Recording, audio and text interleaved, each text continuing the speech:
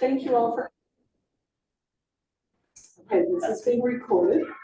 Thank you all for coming this evening to hear the presentation about the proposed development at 1621 to 31 Right Chicago Avenue, Horizon Development. Really appreciate you all coming. Your community participation is just so important to help ensure a successful project and development, so thank you for being here. We have with us this evening Jeffrey Michael, Horizon Development, Jonathan Herman, the consultant, and Tim Kemp, the architect, Mike Esger, the zoning attorney, and Michael Wortherman, the traffic consultant. So I'm going to, without much more ado here, I think we're going to go ahead and let them get started. They will give a presentation of about 20 minutes. I passed out note cards, so in the event you have a question during that on a particular slide, you can take note. You'll be able to ask your questions right afterwards, but we'll hold off until the end of the presentation for questions and comments. But if you'd like a note card, let Jonathan or myself know. I'm Claire Kelly. I don't know if I said that, council member for the First Ward, and I'm here with Jonathan Newsma, council member of the Fourth Ward, which is right across the street from the proposed development. Okay, thank you very much. So Jeffrey. Thank you, Claire. Stand here, then you. Oh, it is, okay. So right here? Okay. So thank you, Claire. Thank you, Jonathan, for hosting us this evening. Glad to be back, and I thank all of you for coming and taking time out of a beautiful summer evening to hear our presentation. I'm not going to reintroduce my team. I think Claire nailed it, and they'll have some remarks after I speak. So I see some new faces, I see some familiar faces. I just want to tell you briefly about why, who I am and what I do. My company's Horizon Realty Group. We're a family-owned and operated development company. We've been around for 40 years. We specialize in buying properties that have been neglected, that are downtrodden, and basically reposition them, infuse them with capital, with money, renovating them, and just infusing a new life in them.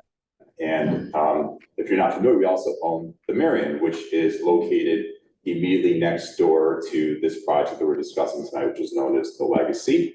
So we bought the Marion in 2012. It's located right in the corner of Davis and Chicago Avenue. If you're not familiar with it, back in 2012, it was a very sorry kind of looking building, both outside and inside. It's a senior living community. We went in there, invested $40 million of our own money, and really just turned it on its head.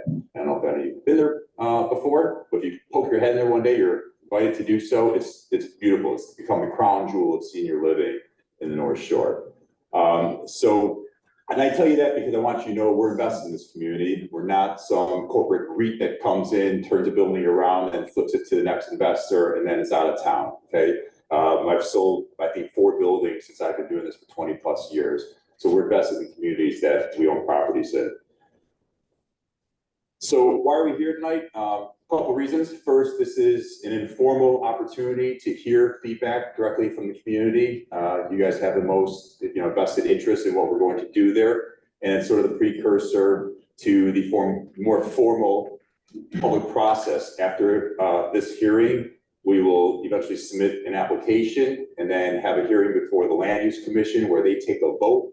And they either give a positive recommendation or a negative recommendation to the city council, and then it advances to the city council where they take and either upvote or downvote on the project. So that's generally how the process works. So there's no vote taken here tonight. It's just an opportunity to be casual and give our presentation, hear your thoughts on this. So we have 3 exciting changes for those of you that are already familiar with the project that my team will get into further detail on, but I want to highlight them really quickly. One is we made some changes to the facade based upon feedback that we received from stakeholders, which I'm really excited about. It's subtle, but makes a huge difference if that makes any sense. And now I feel like the building really fits within the fabric of that block of Chicago Avenue, and Tim will point that out. And then the biggest change in terms of physicality of the building is that we've reduced it by 35 feet from the last presentation. So it's down to 135 feet. And we reduced it from 140 units down to 110 units. And then Tim will get into more detail on that. And then lastly, at the suggestion of Alderman Newsma, which we're happy about, we had a conversation and we talked about making the units fossil free, having just strictly electric energy source. And at first I was kind of taken aback by that, thought this is impossible. Well, we did some research on it, talked to some developers that have successfully executed on that in Evanston, and went back, conferred with Tim, and I'm happy to say that we're pledging to make all 110 apartments in this building purely run on electric, which will significantly reduce the carbon footprint of this building. So we'll get into that a little bit more. So, and some people will ask, well, why are you here again? This is deja vu. I've seen you, I'm sick of you. And the reason why I'm here is because we really believe in this project. We made an investment in this block over 10 years ago. And when we bought the Marion, we had this vision of doing what we were planning to do to the building next door, to really sort of control the destiny of the Marion and build something beautiful that complements the Marion. So we firmly believe in the project. We believe, you know, Evanston needs this. Evanston needs this shot in the arm. I think you guys have probably seen the publications, the articles written, how it's been relatively stagnant in terms of development. Population is not growing. Everything's just kind of the same old, same old. And I firmly believe that in order to support our local businesses, we need people, we need density. We need people walking those streets. The building right now is unsightly. It's empty. It's not contributing anything to this community. And just in property taxes alone, the taxes can go up tenfold. And so the one thing I want to kind of leave before I turn it over to my team is, you know, there's going to be people that are not happy with this. And the message I have to you is, in order to make an omelet, you have to break some eggs. And we can't, you know, we're trying our hardest, been at this for 4 years to develop the most perfect project. And we believe that we have as close as you could possibly get. There's a lot of stakeholders, a lot of different interests here. And there's a lot of dynamics that need to be considered when putting a building like this together. And we feel like we finally have melded all of those interests together as best as we possibly could. And we've eliminated the plausible, you know, objections we believe that this project could possibly present. So I'll let them get into more detail. I'm going to turn the floor over to our attorney, Michael Esger. Mike. All right. Thank you, Jeff. Thank you, everyone, for coming out and for hosting this evening. Is that right here? Got it. Yeah, we'll have to share the screen. Aha, so yes. Wish me luck.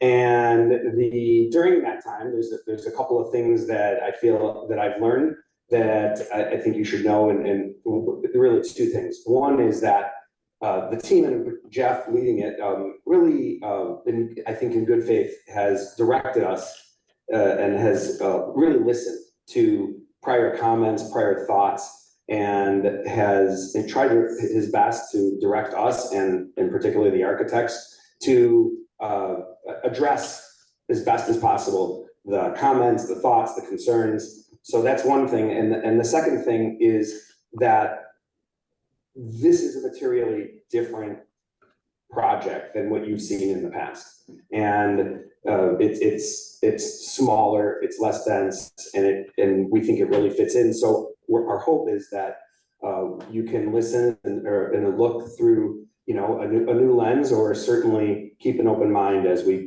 go through it. And we'll try to do this quickly and open it up for questions. So with that, this is an aerial orients the site, east side of Chicago Avenue between Davis Street and Church Street. I think you are all familiar. As Jeff mentioned, Marion's to the south, and there's a condo building to the north. This is, there's split zoning on the street, which is unusual. The west side of the street has D3 zoning, and our side of the street on the east side has D4 zoning.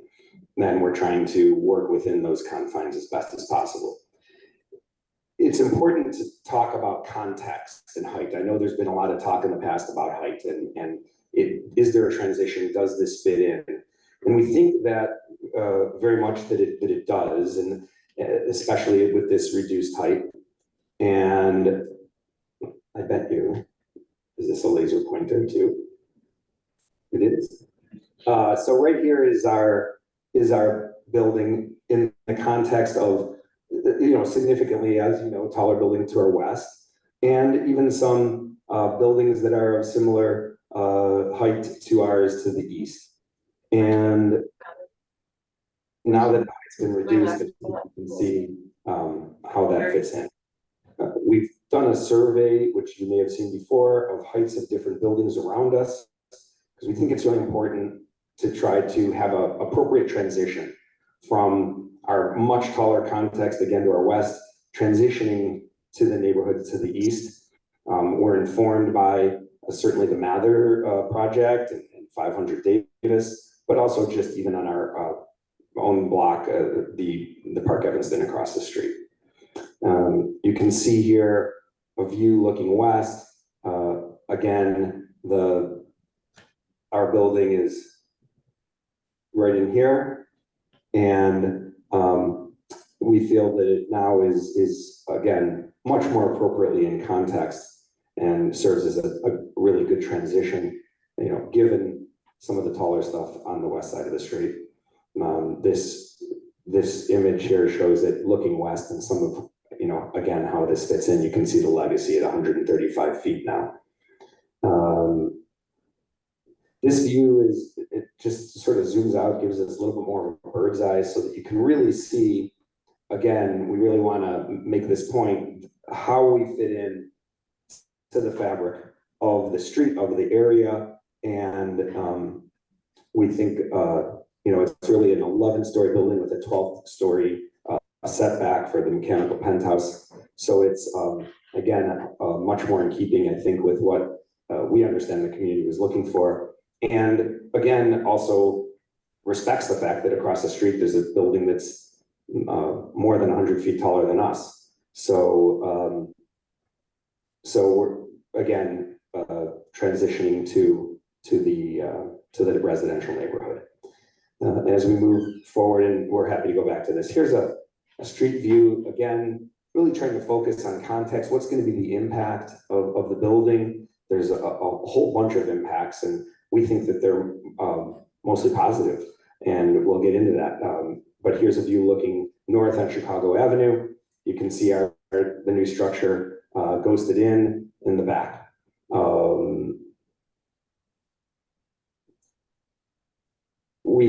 Again, when Jeff said we have to listen, he has notes, and we all have notes on what the prior conversations have been, the discussions, and we know that it's not just listening to neighbors that are in the area generally in Evanston, but also our immediate neighbors, and to try to be as respectful as possible. Obviously, the church is in our immediate context, and so we wanted to show what the impact is to the church, if any. And right now, this is a view looking west through the courtyard at the current buildings that are in view. And then we added in our building. So we think that, again, it's not impacting the current context very much. And so we wanted to share that with you so that we can really understand what it is that we're proposing. Yeah. Project is that, and this is really important to, as we've been working with staff and with some of the new policies in Evanston, You've all heard about transit-oriented development. This is certainly one of those TOD projects. It's within close proximity to various forms of transit, and it really has the whole idea of transit-oriented development has gained more and more popularity, more and more impact as across the whole region, as people are thinking about future and even current. How do we help the environment? How do we help our sort of just our lifestyles in terms of traffic impacts, in terms of mobility, in terms of affordability? And TOD, transit-oriented development, addresses a lot of that. It reduces parking and the impacts of automobiles on a project. In our case, we're reducing automobiles by like 50%. We have 48 in the project with 110 units. And that allows for, but then we're replacing some of that with, for example, bicycles. So we have now one-to-one bicycle parking. Used to be one-to-one automobile parking. I'm still old enough where I drive a car, but I know my kids don't want to, and their friends don't want to. And I know a lot of people that are living in transit areas where we're literally 1,200 feet. That's less than a quarter mile away from, the metro and the subway. We also are in close proximity, 1/10 of a mile to 3/10 of a mile from 3 different bus routes. And we're on a protected bike lane. And so that protected bike lane, we really reimagined the project and reduced the height, reduced the scale, reduced the density, improved on a whole bunch of aesthetics and features of the project, like the environmental. We really looked at these bike lanes as being an asset to the project, because if we have one-to-one bicycle parking and we have guest parking for bicycles on the exterior of the building for visitors, guests, that's going to really be an alternative mode of transportation that matters. And so again, one of the basic concepts of TOD is density near transit. It makes things more affordable. It makes it a more livable area. Again, it's less impactful when you have less cars, and that's the feature that we're going for. When you look at our site plan, again, the protected bike lane being on the east, the west side of the building, right in here, we've added the idea of 3 short-term loading areas, and this would be for quick Uber pickup, for example, pickup and drop off, so that we're not over taxing the alley. We also are preserving some parking on the street. We're also improving with landscaping and the streetscaping of the sidewalk, making for a very pedestrian-friendly experience. Right now, as Jeff mentioned, there's 7 different retail stores. It's the center is obsolete. It's not, it doesn't have loading, it doesn't have proper ceiling heights, it doesn't have all the proper new modern amenities that retailers are looking for. This is an opportunity with a mixed-use building to bring in replace 7 retailers that have a lot of activity with 1 retailer at the base of the building, perhaps a restaurant with some outdoor seating for the building. So with that, I'm going to turn the presentation over to Tim Kent from Papa George, and you can walk us through the building. Great, thanks, Michael. Again, Tim Kent at Papa George Hames Architects in Chicago, and I'm going to talk about really how the building works, what's different about it from what you've seen in the past, what we're excited about. We're quite excited about this design, as we always have been, but we're even more so now. And on the first floor, let me get the pointer out here. So we have this is the first floor of the building here, and generally speaking, we have retail with a lobby, and all of this is the back of house, so to speak. At the back of house, we have 2 loading berths. We also have the ramp that leads up to the parking for the residents that's here, that's entered off the alley. We have a bike room that includes 110 bikes, as Michael mentioned. That's 1 bike per unit in the building. And so we're really focusing on maintaining the frontage along the sidewalk and creating a very pedestrian-friendly experience This is very much in keeping with the rest of downtown Evanston. It's very much in character with the fabric of downtown Evanston, and that's always been a component of this design, and it's remains with us today. The residents would use this lobby that is located here at the southwest corner of the property. And then we have other components here, including mechanical spaces, electrical rooms, and so forth. We also have trash and recycling at this level. So if I live here, I would be coming in through this lobby, and then the core of the building, what we would refer to as the core, which contains one of the stairwells and then two elevators that lead up into the residential component. Now, this is a little bit more detail on the sidewalk. So the orientation.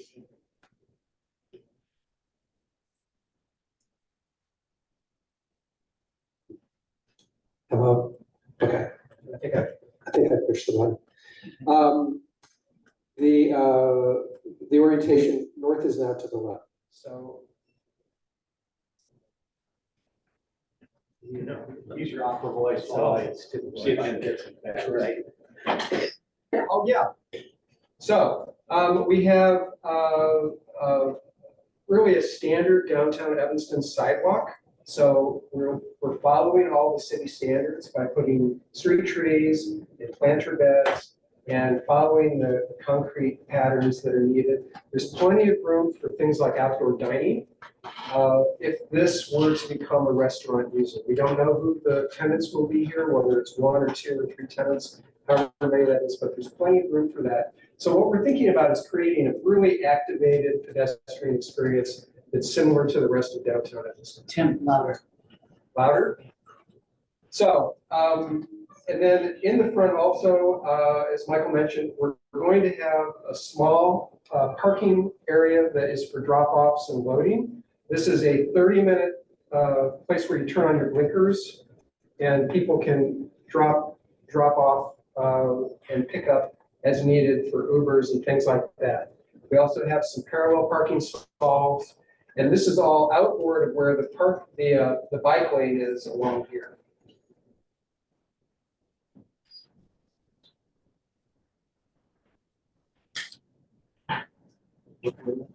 Someone's coming hopefully down. This is the second floor of the building, and this is the first floor of parking. This whole floor will be dedicated to parking, and this is the ramp that leads up from the alley, as you saw in the previous plan.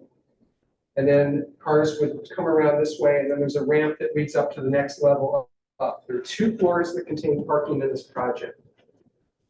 And so on this level, we have 26 cars, and then some storage for residents scattered around in various areas. And this is that core element that includes the elevators and one of the stairs. Now, this is the next floor up. This is the 3rd floor. And it's similar that it contains parking, but we also have 6 apartments planned along that face. Why that's important is it activates, this is a word I like to use a lot, is activation. It activates the facade and makes it so that it's not like a blank wall where we see in a lot of parking garages. So we have apartments along this area here that are separated from the parking by this corridor, and residents would have access through these same elevators. But we have to look further. Is that better? Save our piece now. This is the first residential floor, which sits immediately above the parking. And this is the size of the entire garage below this large square. And then the building footprint of the residential part, the mid-rise part of the building, is this part here. So the residents on this floor will have access to small patios here and here. And then there's a green area that would be used for common area for the building residents. And that's on that above the 3rd floor. So this is level 4. And you'll see that we have a mixture of studio units, 1-bedroom and 2-bedroom units. And then that arrangement of units carries up through all of the residential floors. And this would be that typical floor. So again, the same arrangement of units, the different unit types are color coded so that you can distinguish between the different types.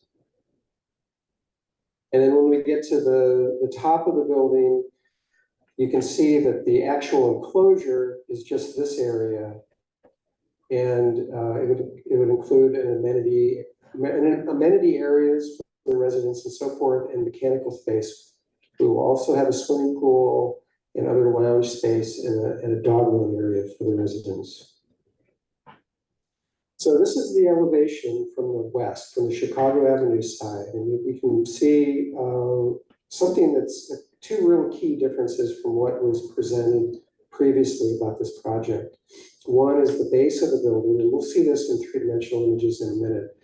We're using a reddish brown brick that would be very similar to what else is happening along this stretch of Chicago Avenue. So it will fit very nicely in with the context of the buildings that surround it. And the rhythm and the scale of the different parts and pieces, especially along the first floor, really picks up and continues that rhythm that we see along not just this side of the street, but throughout a whole bunch of other parts of downtown Evanston. So that's something that we're very conscious of in the design, of making it something that would fit in. And then this building is now shorter than what we had in previous schemes, and it really qualifies in what we would call as a mid-rise building because of its proportion. It's longer than it is, longer and wider than it is tall. So we would call this architecturally a mid-rise building. So we have this brick base, which is fitting in with the design of everything, and then this glassy component that divides the design into two pieces. And this is a little bit larger version so that you can see the detail.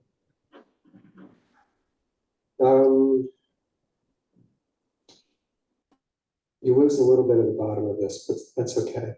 So here is that brick base, and it fits in pretty well. I don't know if I can scroll this a little bit. Yeah. There we go.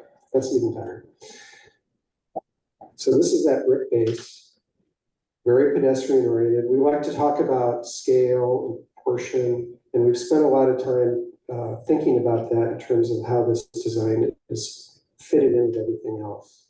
So this is the base of the building, what we would call a podium. And then above it is this glassy volume, which represents where the apartments are. And so it's a 12-story building to this part, but it's important to think about that from to here, it's really 11 to that part right there, that you would really be able to see from a normal person walking down the street would perceive it as an 11-story building. So we think of it as a very elegant design, and it really now, because of its height and its proportion, slips between some of the other buildings that are there. It really doesn't rise very much above its neighbors at all. And so in that regard, in terms of fitting into the overall context, we think this is even more successful than what we've had before. And then this is a view that really captures how the base of the building is going to be fitted in with its context. You can see the opening here and the proportion of that opening on the existing Marion structure. Same thing here. And we're kind of repeating those modules as you go through, and that repeats here and here. And there's a lot of detail in here with the brick and some metal panels, some other things. And this is a residential floor that will have operable windows and so forth. So, and that will be very much similar to this, which is the garage only down below. The entrance to the retail, one of the entrances can be here, and then this is the entrance to the residential lobby at this corner. And then it rises here with this glass volume, with a lot of different modulation, balconies that are set in, balconies that are projected out, so that it creates a lot of visual interest on the facade. And then this is an even more zoomed in view of that base. And we can see how it's very amenable to allowing things like outdoor dining to occur. And this is that main entry.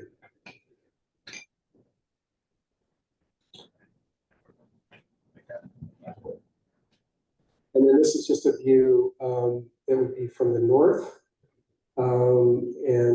It's remembering that this facade is set back from the sidewall. This is a view from the alley side. And a view from the south, and this dark outline is the profile of the adjacent Marion building. So it's really just rising a couple stories above that. Thank you, Tim. So that's the end of the presentation. We have more things that we can talk about. We can certainly go back to any images, but we really wanted to hear from you guys as we are now at the point where, look, we really do want your feedback. Nothing has been filed with the city on this case. We really wanted to get feedback from the community first. And we hope that you see that we may not have addressed everything, but certainly are listening. So with that, why don't we can start with questions. Do you want to go ahead? So here, I'll. I was supposed to stand. All right. First of all, you're missing the point of zoning. Building across the street on the west, the zoning is different on the west side of the street than it is on the east side.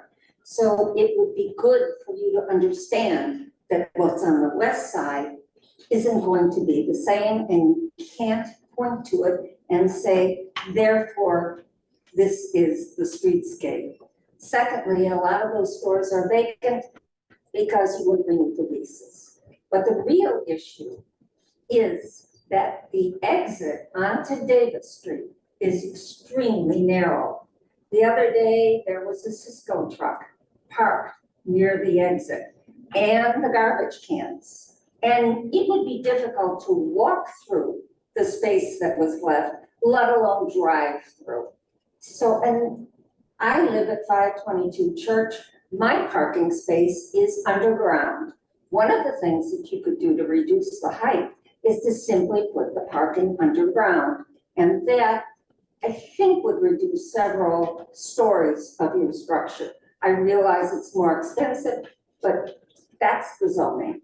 We are an 8-story building, and it behooves you to understand that we expect the same height in the remainder of the block. So unless you're able to tear down part of the Marion to enlarge the exit at Davis Street, there really isn't much you can do. That alley is a nightmare, and your building would add to it.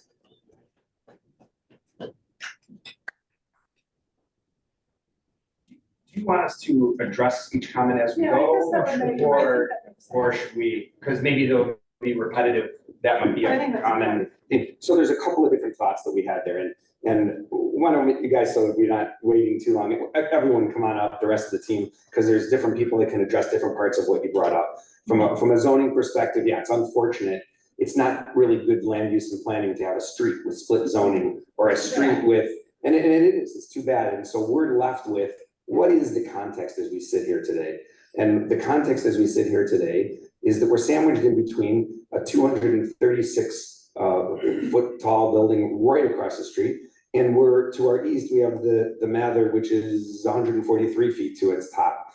And so contextually, and without getting too technical in the zoning code, certainly we fit in very well with the D4 zoning that this site, we're not asking for a zoning change, we're living with the D4 zoning. This is a planned development because we have more than 24 units. So the zoning code triggers a planned development, which causes a lot of extra review, which is good for everyone because now we have to do more things to the building and make sure it's sustainable, make sure that we have design review and all kinds of other and affordable housing included in the project. There's 8 inclusionary housing units. And so there's all these things that get reviewed because of zoning and because of the process. In terms of the alley, let's talk about that because that's a big issue that we've spent a lot of time on. I'm gonna just start by saying that this alley is not a 16-foot alley or an 18-foot alley, it's a 20-foot alley behind us. And so we have the survey and we have the street of Evanston, it's a 20-foot wide alley. And so we've come up with an idea of how to manage that and improve upon existing conditions. The existing conditions, we agree with you, it's not ideal. There's a bunch of different users. I mean, Jeff's property now has 7 different retail users and it's not organized in a good way. And the alley is in bad condition. So part of the commitment is to really improve the alley. Do you want to, Michael, talk first and then? I know there's a resident who knows. Turn off your sound that share so I can share. It's about the alley, just that he asked us to Sure. share some. Well, so we're bringing Michael Worthman from KLOA. They're the traffic consultants that have studied the alley, studied parking, studied traffic in the area.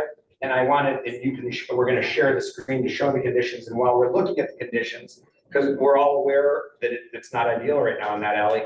And again, we think that this project will go a long way towards mitigating a lot of those issues.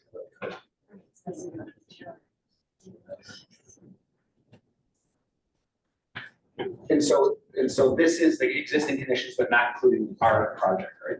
Our project area. This is the area. So our project, just to be clear, we're not looking at what we're proposing. This is already existing. There's not a lot we can do with that, but go ahead, Michael.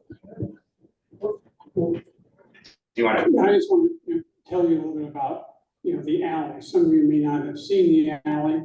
So it's important, I need to take a look at the current condition in addition to what the future might hold with the new legacy development. So this is, what we see very often are these garbage trucks, other delivery trucks blocking the alley. Their plans say that it's a 20-foot wide alley. I don't see 20 feet. And the big thing we have is all the garbage containers, all the refuse containers along there that need to be serviced probably 2-3 times a week. So that's one example. The other thing we get into, this is looking south from Church Street after rain. The alley is in very deplorable condition. The pavement there is completely broken out.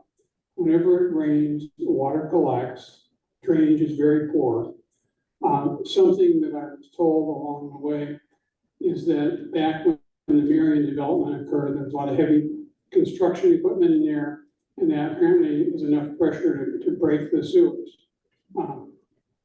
It needs to be analyzed to find out what's going on underneath. Do we need to go in there, dig up, put in new sewers? Definitely the whole alley needs to be repaved. It's not just a matter of going in there and putting in a little bit of asphalt. May I speak? I can address the alley. I want to take measure. I mean, we're certainly aware of the current conditions. Maybe do you want to hear however you want to. Stay focused on the I alley. Yeah, let's stay measured focused the on that. usable width of the alley at 14 feet 10 inches. Okay, Because we understand. there are heavy pipes that feed into the church that cannot be destroyed. Right. And there are other structural things feeding the buildings on the side. So the usable width of that alley cannot be 20 feet without destroying telephone poles and those pipes that go into the church. That is a problem.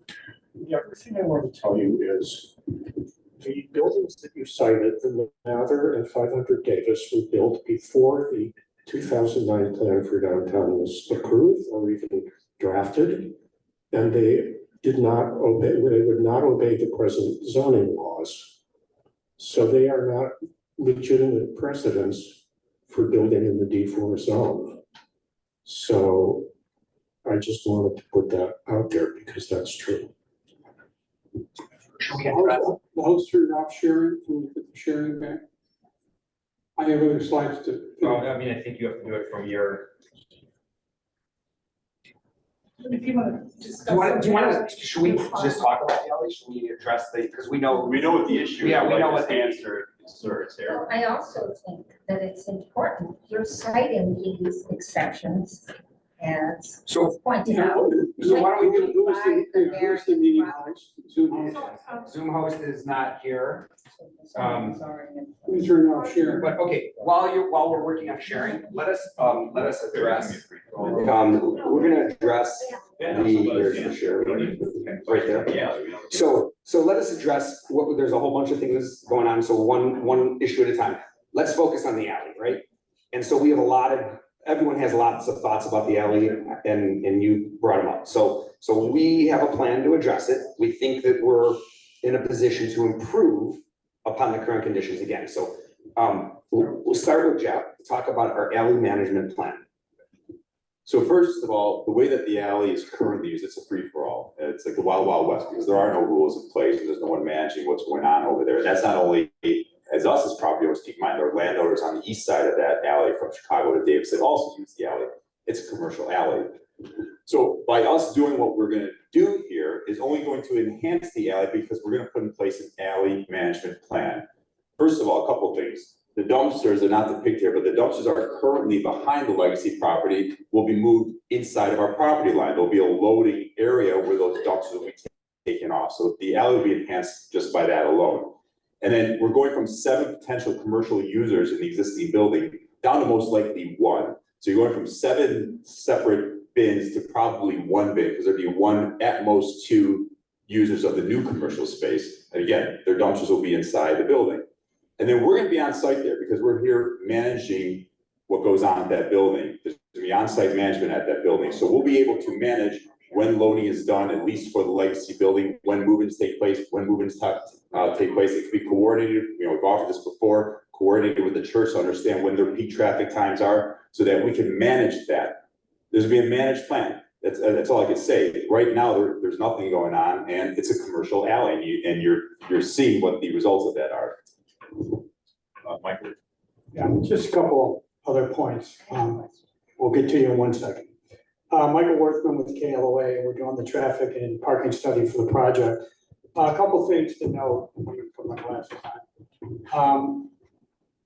As you know, the 2 loading docks and the access to the parking garage are gonna be on the alley. The reason for that is that's what the city of Evanston prefers. They do not want access onto Chicago Avenue, particularly with the bike lanes. We tried to get access onto Chicago Avenue and the city resisted. So all access is on the alley. This is not unusual for Evanston. Any new building that goes up in Evanston and the ones that have been approved over the last 5 or 6 years, the majority of them have access onto an alley. That being said, our impact on this alley will be reduced for several reasons. One is the traffic management plan that Jeff wants to put in. We understand the concerns there. We bring up the fact that the alley is 20 feet wide, and you're right, sir, there are impediments in there, and the effective width can be anywhere from 14 to 18 feet where you are on that alley. But at 20 feet, that's much wider than many alleys in the city of Evanston. Currently, the alley has a very low volume of traffic. You got some parking spaces on there, but there's not a whole lot of density on there that access is onto the alley. There's more than sufficient reserve capacity at either end of the alley to get onto Church Street or onto Davis Street. The bigger thing is it's a 2-way alley. So when you have that garbage truck there, and he's on the south end, we can come out of our development and go to Church Street. If something is blocked on the north side of us, we have the option to go south to get to Davis Street. So the fact that it's a 2-way alley really helps to minimize, and we understand trucks are in there at a certain time and loading's in there, but the 2-way alley really helps to reduce some of those impacts. More importantly, the current facility does not have any loading docks.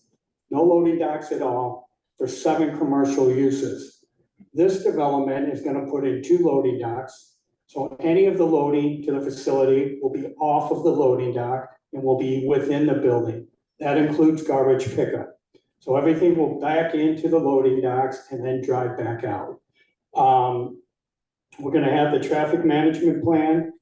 So we are doing more for this alley than what there is now, and probably more than what you could find in any other alley. So we're really taking a hard look at this. I don't know many developments that have put in a traffic management plan. We're planning on taking out a number of these existing dumpsters in there and putting them within our building. So we're doing a lot to improve existing conditions. And then our traffic, we're minimizing by providing those 2 loading docks. More importantly, we're only feeding 48 parking stalls within the garage. So it's not a significant volume of traffic that will be coming in and out using that loading dock. But I appreciate it. And I had one thing, because someone mentioned just the physical condition of the alley itself and the pavement. So this alley is probably 100+ years old. We have committed as part of our plan to repair the 127 linear feet that are immediately behind the legacy, both the east and the west side of that alley. That's part of our plan. Additionally, we're offering up to $200,000 to fix the rest of the alley on a pro rata share to share with our neighbors if the city wishes to assess a special assessment to fix the alley. And so now we're gonna share back our screen, whoever's hosting the Zoom, please, we really should maintain, but here, I wanted to. I just said, why don't we stay on, since we're on the alley right now, I would say just if you would like to finish, thank you for your slides. And then if anyone who wants to comment on the alley can, succinctly ask their question, we'll do it all at once, and then they can respond to any other, does that sound okay? Good, Any yeah. other items, so I'll just keep it relatively short on the alley. Yeah. All the dumpsters that we're looking at here at the south end near Davis Street service the Marion and the restaurants that are there. And I would be surprised to see all of them sitting somewhere in the legacy. Yes, we didn't say that. Those are standard. We're talking about the legacy project.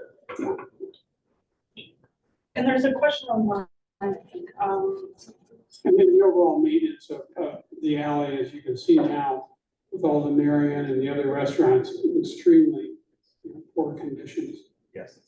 And there you have the plannings we were looking at earlier, which shows all the development legacy going right into the edge of the alley. So you got a lot of traffic issues. I think there's Mr. Schneider online. Bill Schneider. Is it related to parking? We're just focusing on parking right now. I'm sorry, Alan, sorry. I'm here, I'm here. I'm here. Okay. Can you hear me? Bill, we can hear you. Great. All right. So the alley concerns me too, having lived in a Horizon Realty Group building, a 12-story building with an alley and next to a restaurant and lots of problems. But I'm going to just speak to the images. So it's a 12-story building. The restaurant space in the basement, what is going to be stored there? First question. It's a mixed use on the 3rd floor, parking and apartment units, and that kind of raises concern about vehicle exhaust entering these 3rd floor units. That's not common to have mixed use in a garage. All right, parking, 48 proposed, 94 required, so there's a big question there. I'm glad to hear there's 2 elevators because it wasn't clear from the schematic. One was written in, the other wasn't. But at the Regency, a 12-story building, there are 2 elevators and a freight elevator. And let me just say, that's a necessary component. Then I got a big concern about retail use versus current use. I presume that all of the people that are currently occupying space are going to be evicted, and then they're going to have to find other homes. And that's not a good use of space. Okay, so we're going to right at this moment on the alley, and then if there's questions regarding retail space, we'll take all those questions at once so that the folks who are here with Horizon can answer all those at once. So right now, does anybody else have a comment regarding the alley? We'll do them all quickly, and I mean, each person, and then we'll let them respond to the alley. Any new alley comments? Thank you. So Is it gonna be repaved and also is there gonna be better lighting, after you're done? I'm gonna ask what everybody asked. Quick question, I just want to know if you would be putting all of the telephone poles, utility, all that stuff underground? Oh, You said you were going to pay $200,000 to fix the rest of the alley. So with this new project, are you just repaving the alley or are you putting in the new sewer lines, paying for that as well? okay, so we don't control the alley, it's a public. Another alley question, so that- We're asking on the other. I'd like to know what the future condition of the alley is going to be if the development is not improved, because it seems like it's pretty bad right now. Any other alley comments, and then we'll address all this? No? Okay. So, okay, as I say, maybe somebody didn't hear. What we pledged to do with respect to the alley is the 127 feet that are directly behind the legacy, we're committing to repave that, okay? So that's resurfacing the entire alley east to west behind the legacy. As for the balance of the alley, further to the north, further to the south, we're willing to contribute up to $200,000. If the city chooses, the city has to elect to repair the rest of the alley. It's not our property. We can't go and fix potholes in the street either. So if they choose to issue a special assessment to fix the rest of the alley, we'll kick in another $200,000 towards parts of the alley that we don't even own. That's where we're willing to commit with respect to the alley. To answer your question, if this is not built, no, nothing will be done with the alley. We don't control the alley. And so, again, we acknowledge, and we all know, because we're impacted by it too, that the alley is not in good shape. And so the question is the project going to make it worse or improve it? And I think that you're hearing from us sincerely that we firmly believe with all these guys up here and the experts and the commitment of money with the project becomes an alley improvement. There's new paving, there's commitment to dollars for more new paving. There's also right now we have 7 different retailers with 7 different times that they come to the place. It's vacant now, but historically, now we're gonna have loading bays internal to the project, trash internal to the project. So we're doing our part on this project to significantly improve the conditions. And so I think that's the important takeaway from us. Question also, remember, I have a massive commitment here. I cannot rent 110 apartments if that alley is a, you know what, back there. So I have every incentive to make sure that traffic improves in that alley and the condition of that alley is up to par. And there's a question about lighting and the utilities maybe being under. Thank you. Lighting and utilities underground, do we know what the answers are in those? I truly don't know the answer to that question. It's a very good question. To the extent that we can bury utilities in the back of that building, we will try to pursue that. And I think that's a ComEd question. And lighting wise, yes, there will be exterior lighting, and I believe there's also typically with these new buildings, there's cameras and lighting, so it becomes a safer situation as well. We'll have security cameras back there. So these are improvements, there's safety improvements, better lighting, better safety cameras, et cetera. Go ahead, I'm sorry, yes. I'm ready to talk about something different, so. Okay, anybody else at the alley? Yes, yes? While I appreciate your commitment to improve the alley behind legacy, unless there is some sort of commitment, and I don't care by whom, to improve the entire alley, this is gonna be a disaster. And yes, so we're agreed. We want to do what we can do to improve it and certainly are doing that. And some of this is working with the city, and we're committed to working with the city to do that. Do you own that land already? No. Oh, Which one? The legacy? We own the. the Marriott. I mean, do you own the strip? No, that's. Not the alley. Yes, we Do own you the. own the building? Well, why don't you fix it now? I mean, you have big money over there at the Marion fix the alley now, so you can, maybe some of these people in the room that live over there be a little happier.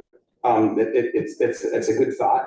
There's, it's costs a lot of money, and if we're about to do a new project, It's gonna get destroyed. it's gonna get destroyed first, and then it'll be rebuilt better. So you can't, you wouldn't, it would be out of order, in order to raise the money to do those improvements, which hopefully this gets approved and we move quickly and that happens, you need to have a project to be able to pay for it. I think that's like sort of we could talk about that, but obviously there needs to be a project so that there's funds available to do it. You have to have a bankable project. A bank isn't gonna give you money if you don't have a project to do it with, but certainly the commitment's there and we're happy to work with the city. I think you've heard a lot of ideas about how we can improve the alley, which is really a critical thing for us as well. So we're in that together.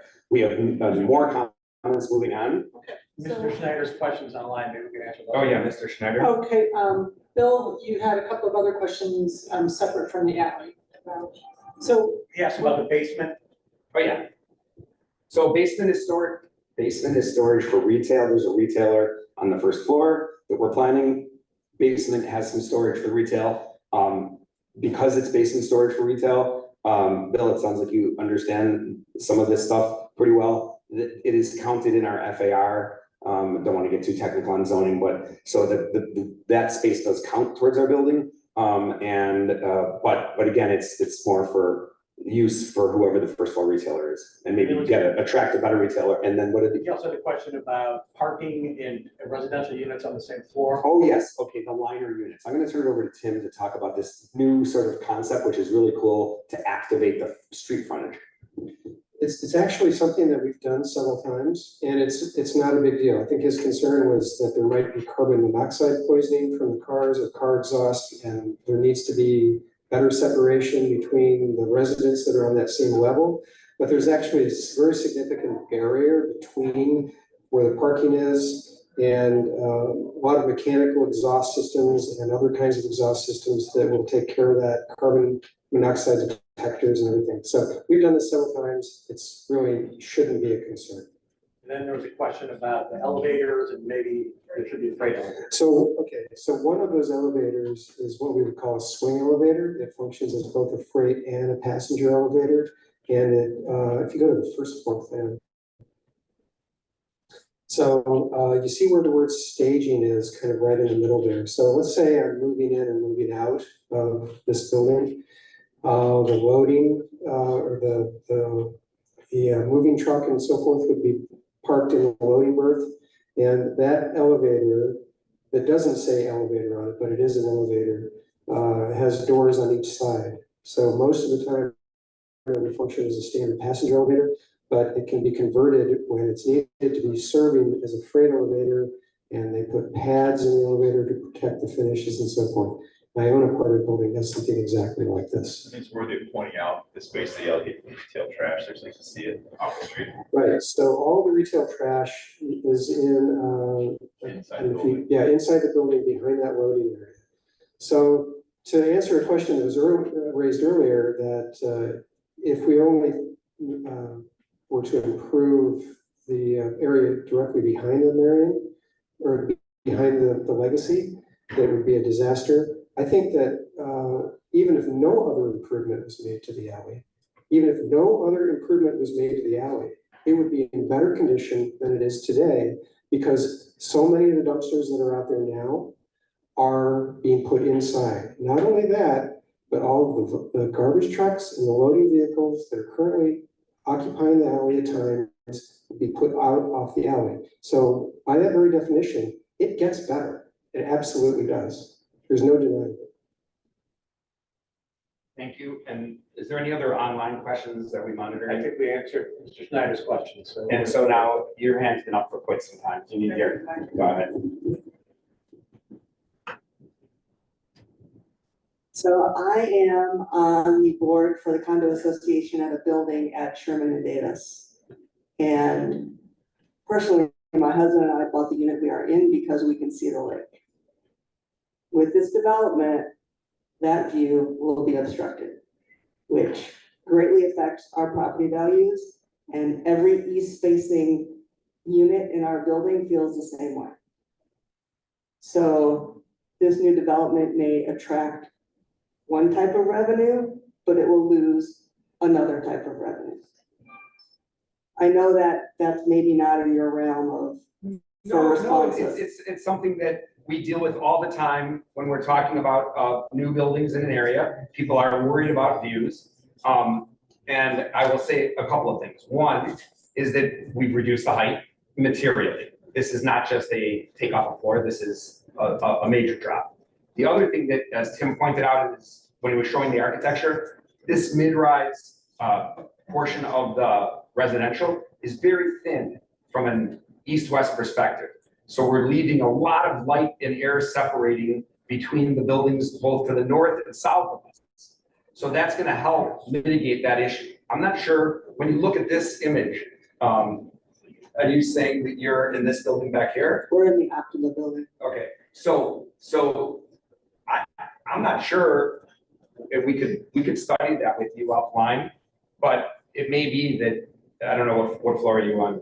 We're at the top. So I really. 13, it's 13 Yeah, I'm not floors. sure if it's gonna, So I'm not sure if it's gonna impact it or not, but again, it's really It- hard to, it may. you are correct that there will be slivers on either Yeah, side. I mean, You are correct about that. It is not the same as having a view of the lake. understood. So what I want to say that to our council people, but I also want to say to you guys, and this may be another issue for you to comment on, is that the streets surrounding you are 2-lane roads, and they are already stacked with cars parked illegally for food pickup and delivery, package delivery, Uber pickup and Uber drop off. We don't have enough police or parking enforcement to manage this. It is a hazard right now, driving through the neighborhood, especially down Chicago Avenue. It is difficult for ambulances to get to the Marion when there are cars stacked doubly. Okay. We'll address And that. more residents on that block in our downtown neighborhood means more Ubers, more food pickup, more food delivery. Yeah, good idea. Okay, thank you for bringing that up. Let's go ahead and take other questions related to traffic right now. Everybody has a question related to traffic and the intersection, so that we can hear all those down and can respond to those questions. I think this is a traffic question. Can I comment real quick about the elevator? I just think that what the other gentleman said, that if you could, in the plans, find a place for a third freight elevator, it would be very helpful for the people that end up living there. I've lived in a lot of high rises and mid rises, and with people moving in and furniture deliveries, and occasionally the elevator breaks down, and if you can find a place in the plans, it really would be helpful for the people that end up living there. Regarding parking, you know, if it's possible in your plans to have these food delivery people in other places, maybe there's a possibility that they could actually enter into, you know, the building and not just be in the alley, and somehow buzz people or have access to the lobby or something so that they're not blocking the alley. I don't know if that's a possibility. I want to say one other thing about the parking is there was a building called Centrum. It's now called Scholar.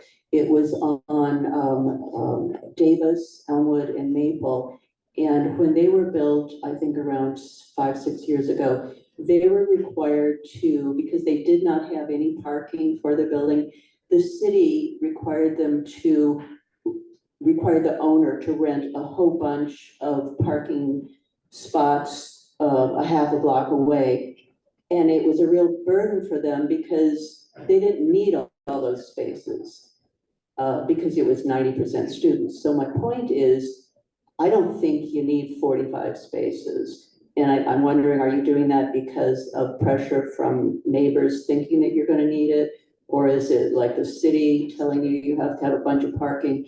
But at that location, I really don't think you're going to need 49 parking spaces and you got 100 bicycles.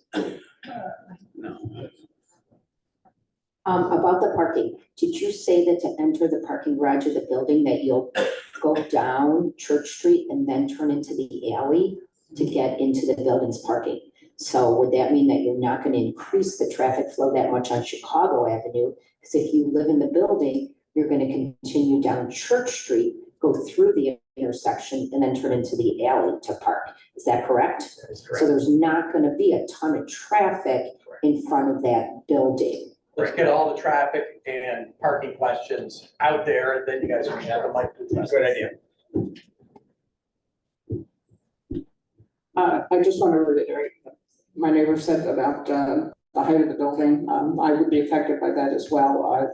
This is a much improved design, in my opinion, from previous iterations, but I think it still pushes the envelope in terms of height, because it's 12 stories and everything on this side of the street is 9 stories. Again, I'm on the west side of the block, but that doesn't mean that what's on the east side of the block should just be just as tall as that. I personally would prefer that the height of the buildings all be contiguous on that side, which is currently 9 stories. And that would be my personal preference. Any other parking? Parking. Parking, traffic? All right, let's. Do you have a parking or traffic? Yes, I have one traffic question. Is there going to be someone out there looking at the street to enforce the 30-minute parking limit in the unloading zones? You're gonna have a doorman or someone who will take care of that? You said yes. Yes. Okay, my other question. And I have a question also Yes. regarding, given the ratio of the units, the studios and 1 bedrooms, which are about 3/4 of the units. And the link was approved out of the bill before, my time here on council, but it ends up becoming student housing in large part, which is fine, except that if we're gonna do that, there's a lot of move in and move outs and dumpsters, and I think that has to be taken into account, like, given the nature of the units that are predominantly studios and 1 bedrooms, that will be the nature of a large part of the occupancies. So to keep that in mind, because that really does throw a whole different element into to garbage and move-ins. Okay, anything else on traffic?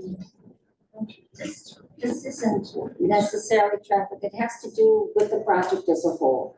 I think it's important to know that, and I didn't live here at the time, but the zoning was what, 2009? And when did you buy the property? So right. we'll answer. Let's all answer this. traffic questions. Yes, so in terms of traffic, parking, those issues, let's address that first. We have a few things to talk about. Michael, do you want to just start since you're the traffic engineer?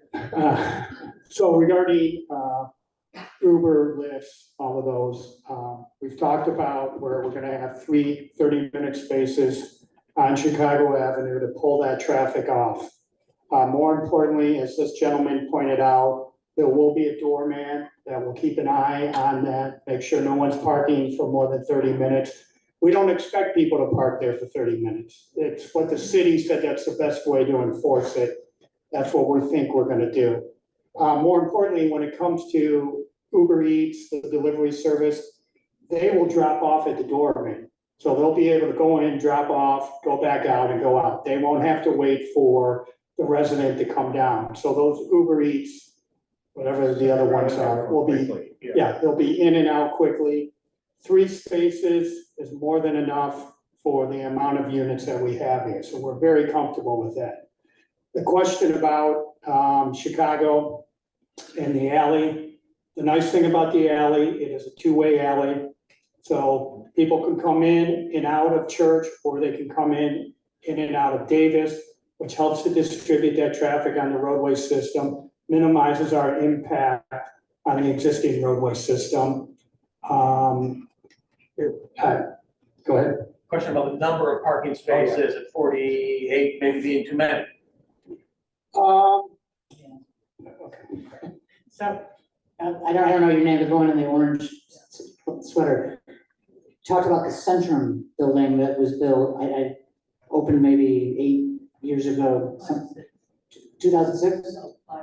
5 or 6 years, right. And that's a building that was permitted to be built without any parking. However, they were they were required to lease spaces in the public garage, in a couple of the public garages in downtown Evanston. What happened thereafter, after a few years, is the parking spaces that they were leasing from the city weren't being used. So they were not being used to the number that they had leased, and they were allowed to actually reduce the usage of those spaces. So there is no shortage right now of public city-owned parking spaces. One of them is a block away, and so there are options available if we reached a point where we needed more parking. And so addressing your comment though about, is 48 even too many?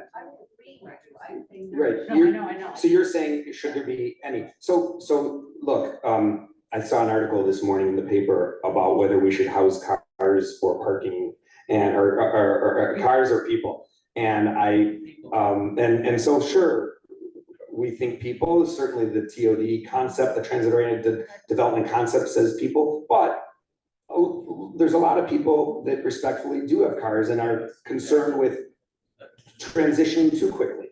So we think this project is a really good model at about 50% parking, because the bet for Jeff and his team is that he can find 50 people to sign leases that don't have cars, and the rest that maybe do. So we're trying to strike a balance. You bring up a good point. If you talk to city planners, they would say, get rid of all cars.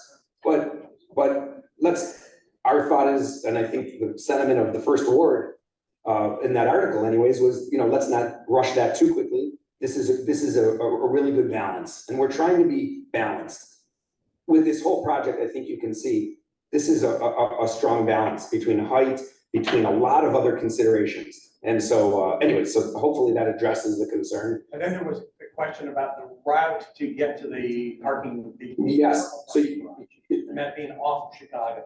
So it's not off of Chicago. The parking garage entrance and the loading entrance is off of the alley. I think one of the elevations that we had showed that, and we could go to it. But the bottom line is that yes, all of the access for loading, parking, all of those back of house elements and features of the project are completely off the alley. They will not be on Chicago Avenue. You can see that's a much cleaner look to the back of the building and to the alley, the west side of that alley, than what you have now, as we saw from the nice pictures that you brought. That's a much cleaner, organized look. It's going to be safe, secure, lit cameras, all internal. Accessing it from Church, as you said, ma'am, we go east of Chicago Avenue and come down the alley, or if you're coming up Davis Street from the other way, you can go in that way too. It's a two-way alley. So hopefully that answers that. Councilmember Kelly had a question about move in, move out. Oh, yeah, move in, move out. So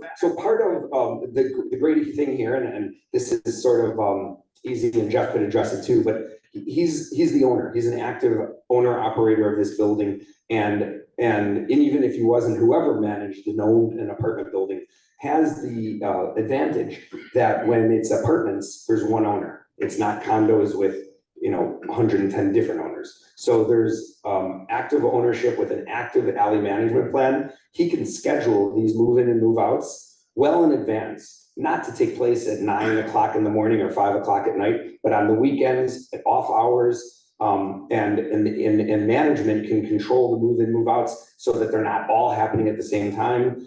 They have to sign up to move in and move out. So this can be very controlled.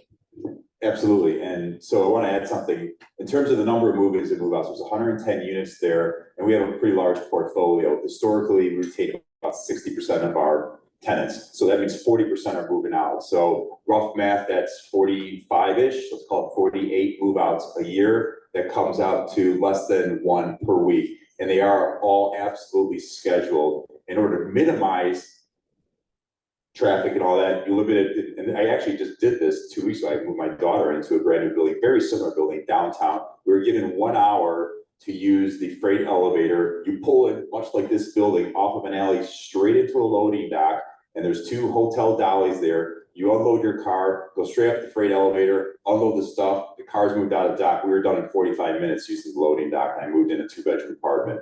So, and we're gonna run that in the same manner. So you're looking at maybe 1 per week in terms of move-in, move-outs. Go ahead. That is an online question. And there's online questions, but I think also just given the volume of students and that much of the movements will happen and move out during a really small sliver of time.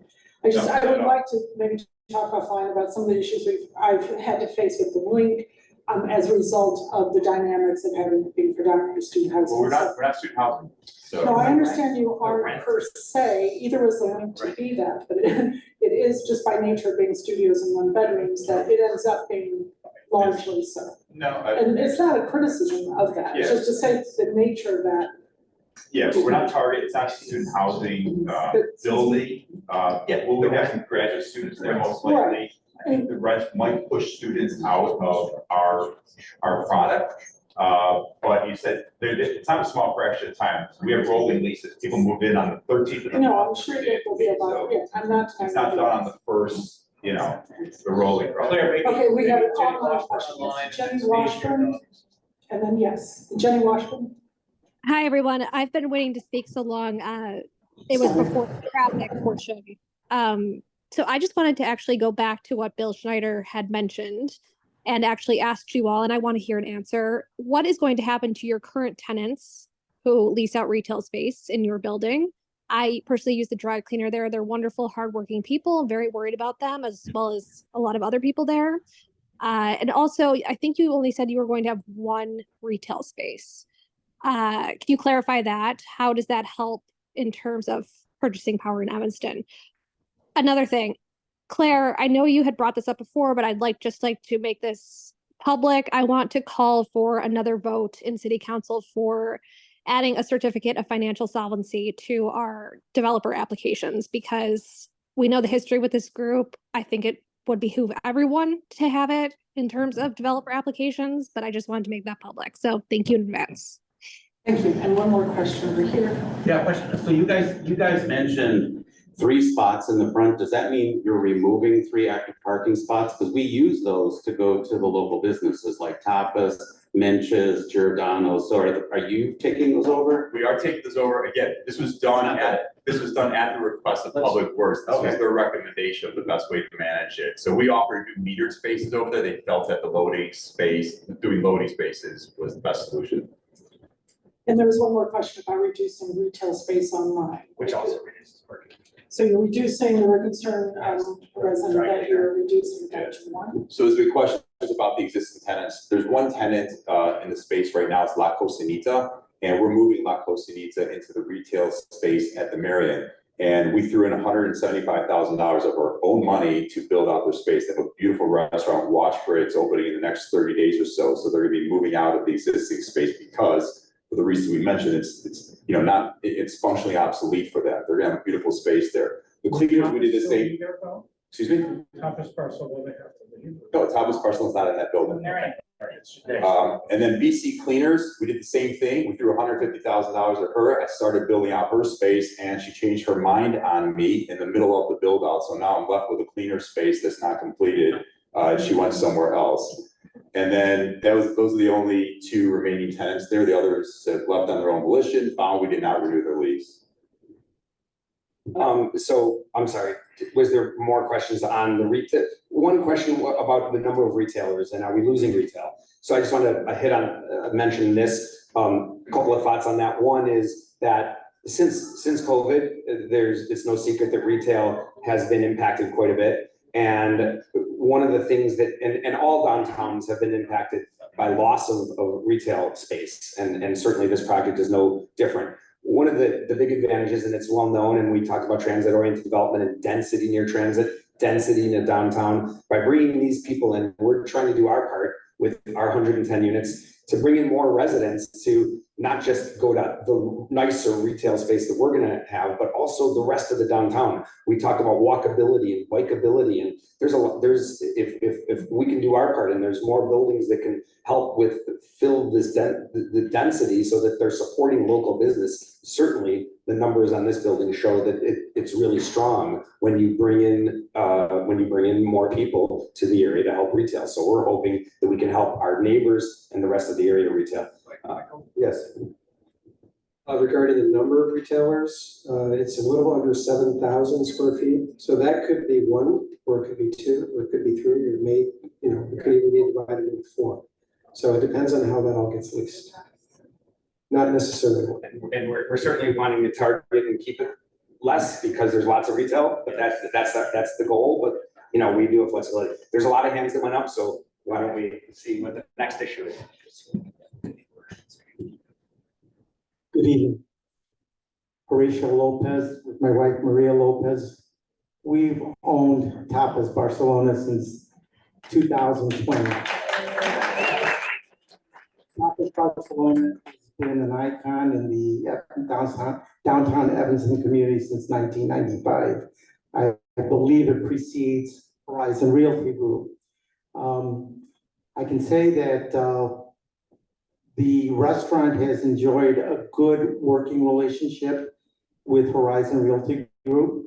Mr. Michaels has a wonderful staff, operations staff at the Marriott, who has never reneged on any request that we had given. I've asked of him. Since 2020, when we purchased the restaurant from Giovanni Garelli, my wife and the management team have really been running the business until the end of 2022 because of health reasons. I had to leave my other employment, but pretty much my wife and the management, our workers have managed the property well. I only recently was able to start getting back involved since I had to leave my prior employment. I only recently started getting more involved with the restaurant. And call it ignorance, but it wasn't until last week when I'm more involved now with the restaurant, I get an email and it's informing me of this meeting, okay? Again, ignorance on our part. I asked my manager, what do you know about this? Well, we've heard about this and, that's one of the concerns, we've been losing some of our wait staff and people that have been there for over 20 years. They're getting concerned. That is pretty much the reason why I am here, because I am concerned, okay? A lot of the questions that I have really relate to something that I would probably have to address. Really, this is not the arena to ask those questions. They will be asked.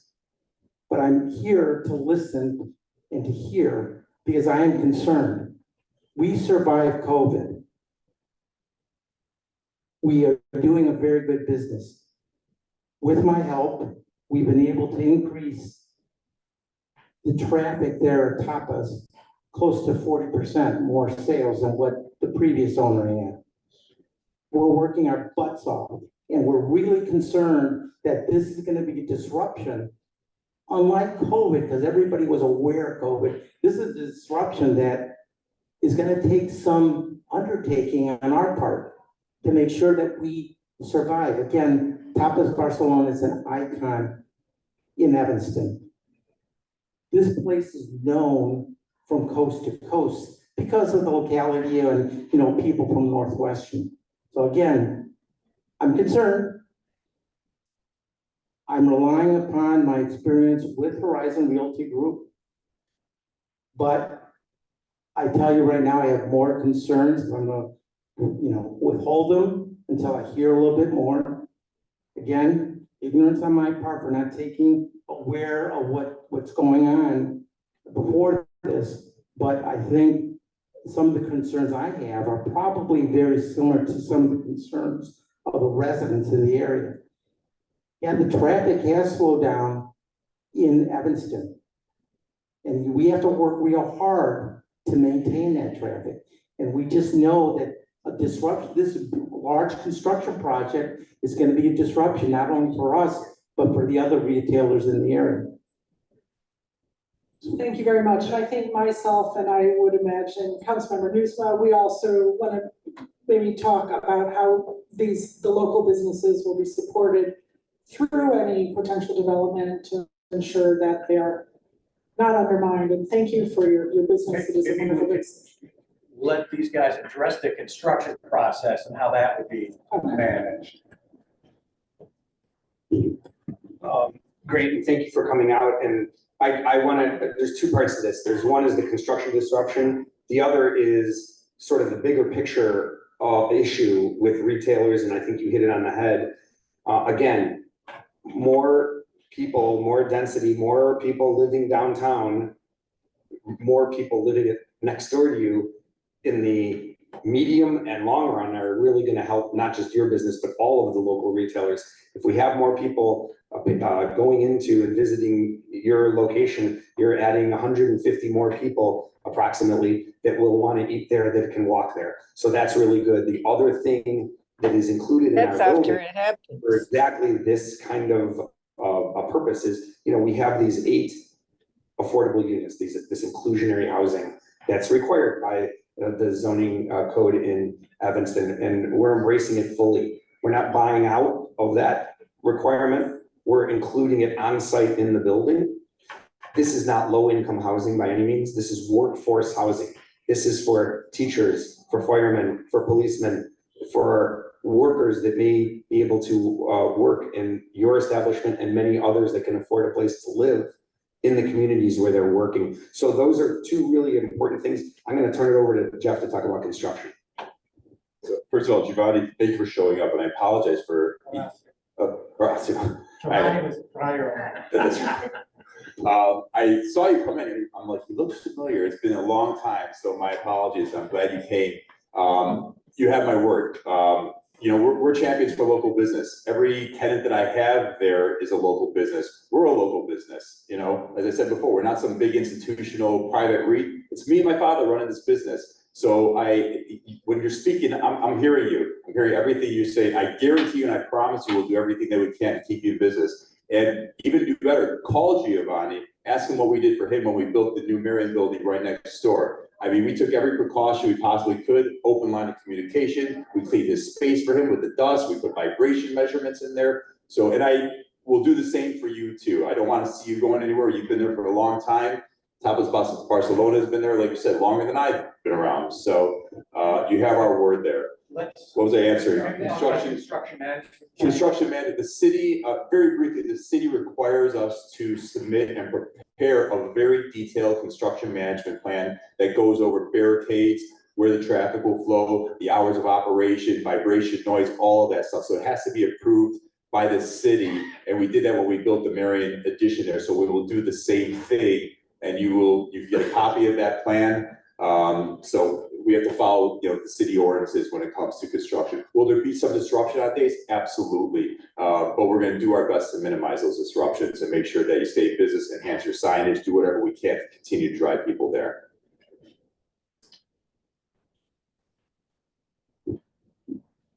Hey Claire, you had mentioned, or maybe I misheard, but it sounds like the retail plan has been decreased from the original retail plan. Yes. Which is great. Like the last thing we've seen this over and over in Evanston, these vintage buildings get torn down, these modern buildings get built and no one rents them, right? So the last thing, it's kind of a for lease wasteland downtown. So to the extent we can reduce new retail, if you can put new apartments, put the workout area there, like the Stoller, it's beautiful. There's a workout area. It's much better than a big for lease sign that we are wallpapered in Evanston. Thank you. And there's a question from Kira Kelly online. Kira?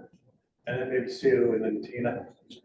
Hi, yeah. Yeah, I just had another perspective on the density and also replacing, you know, this stretch used to have very popular, very popular restaurant, you know, 7 lots of restaurants and businesses that people really enjoyed, and especially outside dining.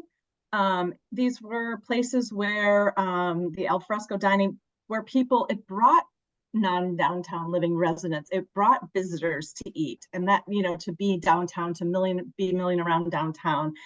And now, you know, and this project reminds me of the Albion, which also replaced 8 lots of reasonably priced storefronts. and restaurants and replaced, you know, a number of really wonderful and popular restaurants and outdoor dining, which is a component that we see is very, you know, is important to have a successful downtown. We see Wilmette going gangbusters, and we see people just strolling around, going to all the outside restaurants. So, you know, what about that? You know, we're going to, in the case of the Albion, it went from like a very vibrant block of all these outside, you know, outdoor restaurants to just being pretty dead. And now Evanston, this sort of takes away a stretch that was, you know, I know these leases were not renewed for these tenants, but it's taking away of that continuous outdoor dining space. And, you know, in the case of the Albion, they also have just one large space and it's been empty. You know, there was supposed to be a restaurant there and it's been empty for a year. They had a little store that was supposed to be frequented, you know, leased by all those units in the building, and that didn't make it. So, you know, I just want to talk about that. How will you be different? I'm not so sure that all these buildings with residents, you know, bringing residents here, we have done that. If you look up, it's building after building after building after building. And really, it's sort of driven out a lot of people who used to be, you know, frequent downtown, and visitors. They all go somewhere else that's more charming. And anyway, how are you going to, you know, what's your response to that, to taking away, you know, an area, a little stretch that could be, even if, you know, could be really important to Evanston, and now it's just going to have one, you know, one large place could be just a sign up for rent, no matter what, we hope. Thank you. Another question regarding retail. The previous speaker mentioned the Albion. It's been there 4 years. The over 5,000 square feet of retail has been vacant, even though they're doing well with renting their apartments. So you bring in all these people, the retail is still vacant. In looking up the space on that, I just found out that Fonda Cantina, I believe, is closed. They were here 1 year, they're gone. That's a different story. But when someone comes in and is selling the city this building and says retail, everybody says, oh, good, we'll have retail. Is there any requirement to show that you have been actively seeking someone for those spaces? Because we're going to end up like with the Albion. They brought in all these people, but there's nothing there in the retail. It's vacant. I pass it by all the time. I live in the 4th ward, but I spend half my life in the 1st ward. So I'm looking to see more retail. But is there anything that requires you to show that you're actively looking for people, or are we gonna end up with more papered windows? I hope not. Thank you. And retail? Okay, we're gonna stick with retail just for a moment. Phil Schneider, do you have a question regarding retail online? Phil? Thank you. I have a simple question. Why did it take Horizon Realty Group 4 passes at this process to hear the concerns of your neighbors and develop a plan that you think fits within the fabric of our community? Okay, Susan, okay, thank you. Okay, I'm talking about the retail space and also the units. It's my understanding that there are 110 units and there are 8 that are affordable. And I don't think there's any shame in saying low income either, by the way. There isn't. Well, but they're not, but they're just not, but they're not. Anyway, They're not. the Yeah. point being, I'm talking about pricing of these units. And I'm talking about how many of those 8 units are for 3 bedrooms? Or are they 1 units? Are they studios? How does that play out? I'm not through with my question. I'm not through yet. I'd like to add that and then you said at the beginning of this session, there was 1 retail space. Now you're saying it could be divided into 4 retail spaces. And the other thing I want to say about this is, with your reputation at the Marion, you have gone up 10 to 12% in the last year. And before that, the last 2 years was high as well. I know 5 people, maybe 6, that have left in a year and a half because you're outpricing people. And here in Evanston, everybody's talking about the pandemic. Well, guess what? The rents here are outrageous for rental space. That's why we've lost a half a dozen of restaurants. So we need to address these along with the city council as well. But I'd like to hear what you say about the pricing and what's going on at the Marion. Okay, thank you. Okay, so if you could answer the questions regarding retail and then the other questions, we can then move into the number of units and the price after. So as to retail, let's look at, since we're on that theme, vacant retail is a big problem. And there's a lot of reasons for that. But we mentioned COVID being a big driver. And what happened from COVID isn't that people stopped going out because people are back. COVID is not impacting us anymore. But what is impacting us as a leftover is office. The office market has been decimated. People are not going into their offices. They're working from home. They're doing Zooms like this. And so that leads to, and who's out there eating? It's not Saturday night that we're worried about. It's not Friday night. It's every single day during the day. I'm sure you can speak to this, right? You're nodding your head. There's not enough people in our downtowns anymore. And Evanston, there's a lot that's been written and said about this. We need to drive more density, more people downtown. And especially in areas that can handle it from a traffic and infrastructure standpoint, which is exactly this whole transit-oriented nature of this project. We're bringing a lot of people without cars, and those people can walk to these restaurants. So yes, the intention is to have one nice restaurant. We have space for outdoor dining. Well, that's certainly what we're planning. There's another drawing I can show you where it's been planned out with outdoor space. Jeff and Horizon has a good track record with local tenants, just like yourself. As you said, he's done everything that he said, and he's committed to dollars to improving for tenant improvement allowances. So again, the retail situation, the loss of population from office is a huge factor, and we need more. And if office isn't coming back anytime soon as an asset class, we need more residences and residential people living downtown. And so hopefully, look, it's an issue. We're aware of it. And that's why we've reduced our retail space as well. And so hopefully that answers the question. I mean, no one has a crystal ball, but based on all of the factors that we're looking at, I think we're being very thoughtful in this presentation. And I just want to thank you, Bill, for bringing up the fact that, look, why we're listening. I'm going to take full credit for how well we're listening to all of the comments. Now I'm kidding, but Jeff has really done a good job of listening, and I appreciate that you point that out, Bill. Affordable units, pricing. So can we get into affordable units? So affordable units, of course, there's no shame in saying low income by any means. There's an ordinance in this, is a law in Evanston that prescribes exactly what you have to do. And it's called the Inclusionary Housing Ordinance. And you can have different levels of affordability included, and depending on how much you're including, affects how many units you can do. And there's a mathematical equation. In this case, we're making a fairly strong commitment with 10% on site, and those rent levels will be at 60% of the area median income. So, and again, this isn't our choice. It's not like we're negotiating it. It's not like we're deciding. This is what the city's formula is. And we have worked with the housing folks, and we've submitted an inclusionary housing application, which has been approved. And they like the fact that our unit mix, which has studios, 1 bedrooms and 2 bedrooms, that's our market rate unit mix. Our affordable unit mix has to be in the same ratio. So we have more 1 bedrooms, therefore we have more 1 bedroom affordables.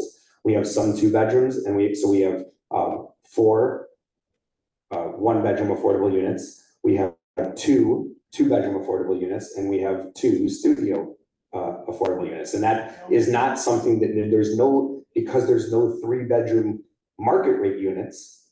That's not the market that we're going for in the building. whatever we offer to the public on a market rate basis, the city says we have to offer the same to the affordable units, and that includes finishes and sizes. So it's again, it's not, we're following the law and we're fully embracing it. We could make a contribution and try to buy out, which other developments has done, not anymore. So now we're putting them on site. Clarification? Yes, You said 2 studios, 4 1-bedrooms and 2 bedrooms, correct. That's 8. How is that 10%? Because it's 10% of our base unit count. Our base unit count is 78 units. And then you get the. And then we get a bonus. The way we get to 110 units is our base unit count is 78. 10% of that is 7.8, but we're rounding up to 8 units because we're not going to give up 0.8 of a unit. And because of that, we get our bonus to get to our 110. So that's how we get to 110. One thing. Yes. It seems to me that having studios and 1-bedrooms does not address the heart of the affordable housing problem, which is mainly really low-income families with kids and one rather low earning income. These could turn into student apartments, and there's nothing wrong with having student apartments. But I think the IHO as written is well-intentioned, but there are some unforeseen consequences that I don't like, and I wonder if you could address. Yeah, we agree with you, but it's not intended, listen, just like the parking question. This project can't be everything, we can't solve everything, right? But it goes a long way towards solving a bunch of things. And so this, we need more developments. We need more of these projects, frankly, to fill up the retail and to create tax revenues and to create more affordable housing. But right now we're only here to talk about what we can do with one project tonight.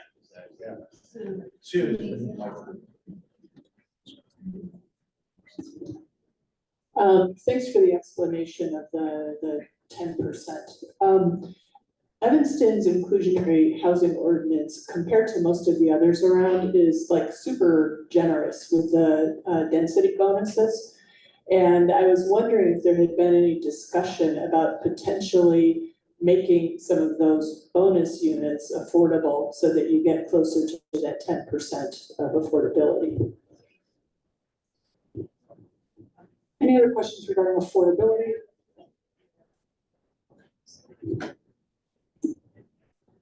Yeah. Okay, so I did not hear the rent. I think the lady asked about the rent, or I'm gonna ask about the rent prices and the actual breakdown of the rest of the units in the building. This is kind of to the alderman as well. I'm gonna say it again, I've been saying it for a long time, we need to review our inclusionary housing ordinance, because none of these buildings in the downtown have to accept any programming from Connection for the Homeless or any HUD programming. So we always talk about fair and equitable. If you can notice, I'm the only Black person in this room. And that's what downtown Evanston looks like with these buildings. We can't afford it. You're talking about families and everybody's talking about transparency and we're so Black Lives Matter, but do we really matter? Because we can't afford it. If your HUD programming is 30% AMI, which none of the new developments have been required to take. I know you're just following the rules, but this is a comment for our alderman. And it's not fair. And we continue to build tall buildings. And you leave out what you claim to have a sign in your front yard and Black Lives Matter. But we don't matter because we're not allowed to rent in the downtown Evanston. We can't afford to have a business in downtown Evanston. So when you're talking about affordability, it's not affordable. at all. And it's not just for this project. We need to move forward and be real about our conversation about wanting to have equity and wanting to have families. I'm a landlord and I can't compete. And I'm thinking about retiring because this is insane. And I rent to affordable housing. It is becoming impossible for me. But if we don't start with developments like this, it's never gonna be. And then I'm going to always be the only Black person in the room. And this didn't just start today. This is a long time. When we did the downtown plan, I was the only Black person in the room. When we did Central Street, I was the only Black person in the room. This is outrageous. So I'm asking our aldermen to look at the inclusionary housing ordinance and really, if you're mean what you say and so concerned about affordable housing, then we will start with projects like this. Thank you, Ms. Bailey. Thank you very much. I just want to add, residents who make under $75,000 in Evanston, of those residents, 70% are shelter burdened, meaning they pay, more than 30% of their income for it. That's 70%. And if you take our entire population, it's over a third of our entire population in Evanston is shelter burdened, meaning that it's really expensive and hard for them to live where they live now in Evanston. So thank you very much for those comments. I think we're all very concerned about this. Bill Brown. Claire, I'd like to shift gears, go to the front and make a short prepared statement, if I may. Okay, and I just, Bill represents the church, right?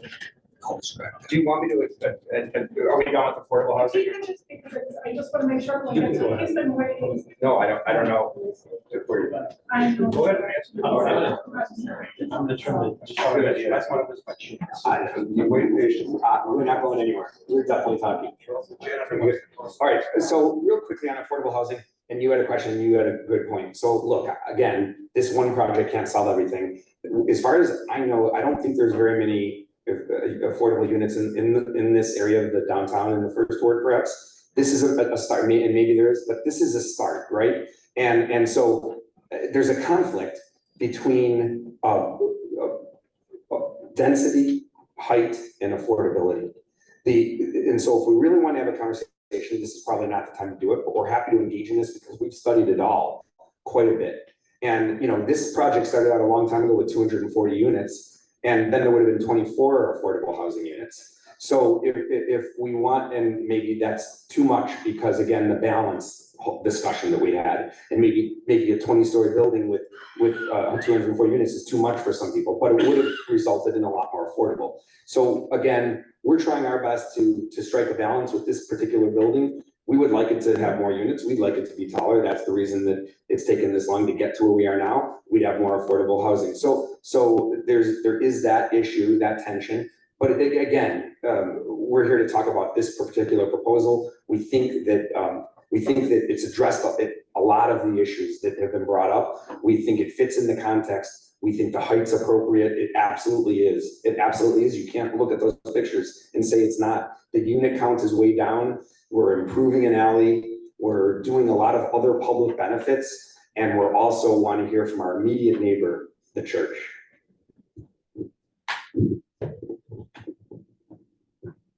Good evening. My name is Bill Brown.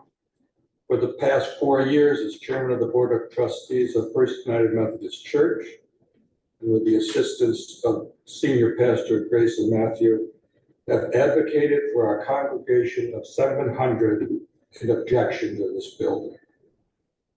I continue to serve in that role now. With the third building design before us, we now have a structure of 135 feet in height.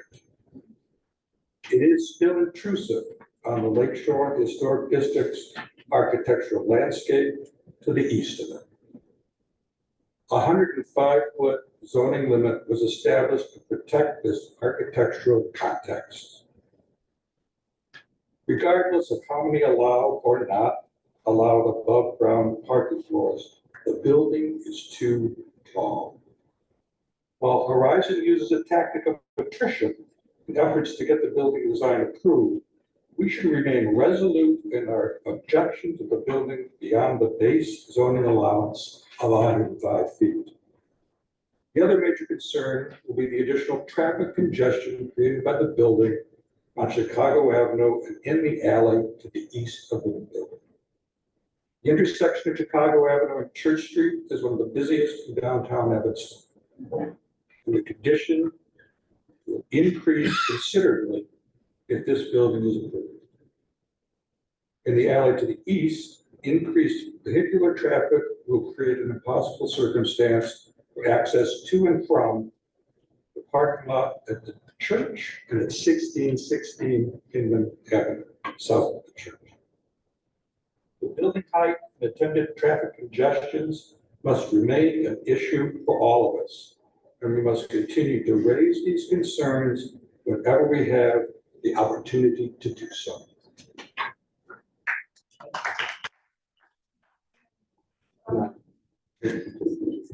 Okay, yeah.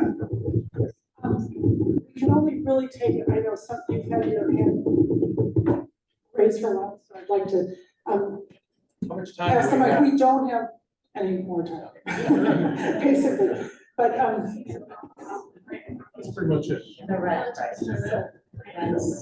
My name is Joe Agney, and I've lived in Evanston a long time, since June 18th, 2022. I moved here, and and I want to preface what I want to say is I'm a member of First United Methodist Church, and guess what? We don't all agree at First United Methodist Church about this project. We love each other, we like each other, and we recognize we have differing opinions. I live in the Marion, a beautiful, beautiful facility, and if the next facility is going to be like that, I say hooray. I don't have much income. I'm a retired pastor. I'm not whining, but I've decided I'm going to stay at the Marion the rest of my life because I like it so much, and I'm going to figure out how to make that happen. I want to make an observation. A lot of communities, entrepreneurs, and city councils don't work with each other. I'm so impressed that this kind of dialogue, and it's been going on a long time. I did some history in the last couple of days. You keep in touch with each other and keep talking. The other thing I heard about Evanston was the town people in Evanston know what they're talking about. I've experienced that tonight. I know nothing about how wide an elevator should be.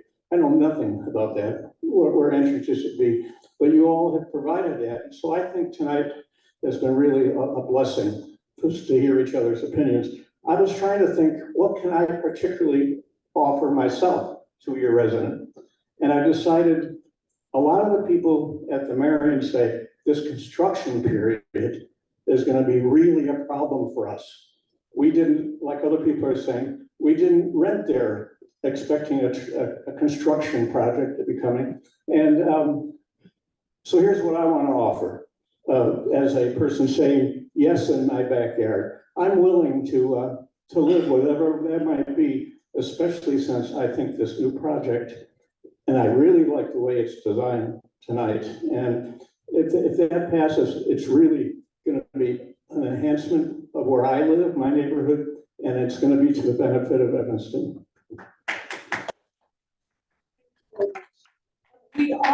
I know there are a lot of questions regarding the rent. And I have a lot of questions coming in from online as well.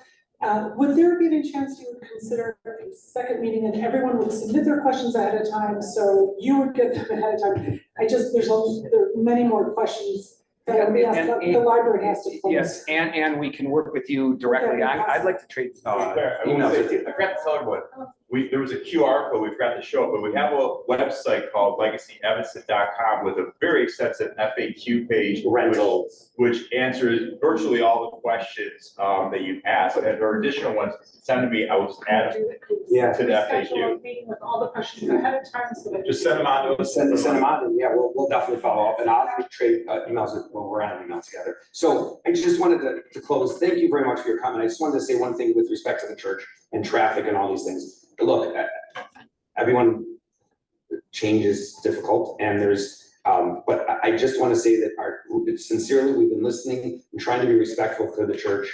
I think that we're not casting shadows in the courtyard. We're not impacting the view from the courtyard. We're not, and we're not casting shadows in any way on the material parts of the church. We are sharing an alley that we want to improve. We've reduced height that out of concern, and the traffic study that these guys have prepared, and KLOA has worked for Evanston, but not just for this project, but the Evanston for years. And because of the TOD nature and the reduction in cars, we're just not gonna have a traffic issue the way that it has been now. It's been messy with 7 different loading areas. We're gonna have 1 internal. So again, we can talk about it more, and we're available to talk about it with you more, but really, we are listening to you, and we a lot of what you're seeing here has been thought out with you in mind. So anyways, thank you very much. Yes. I just want to thank Alderwoman Kelly, Alderman Reesema. I think this was a very thoughtful, very intelligent, and terrific discussion. We may not end up all agreeing, that's not the point here. We can agree to disagree on some of this, but I want you to know that you have in these 2 members of the city council, people who are committed, thoughtful, and really have been great to work with. So you should thank them. Thank you. So I know there's still so many questions that haven't been answered, so we'll see if there is an option to. We'll be here I know for it's a few not more up to minutes. you, to ask the question, but thank you again, everybody, for coming out this evening and working together. Thank you, thank you. All right, thanks everybody. I'm gonna stop the meeting now. Sarah, that's for there. Here, maybe I should stop. Thank you, everybody.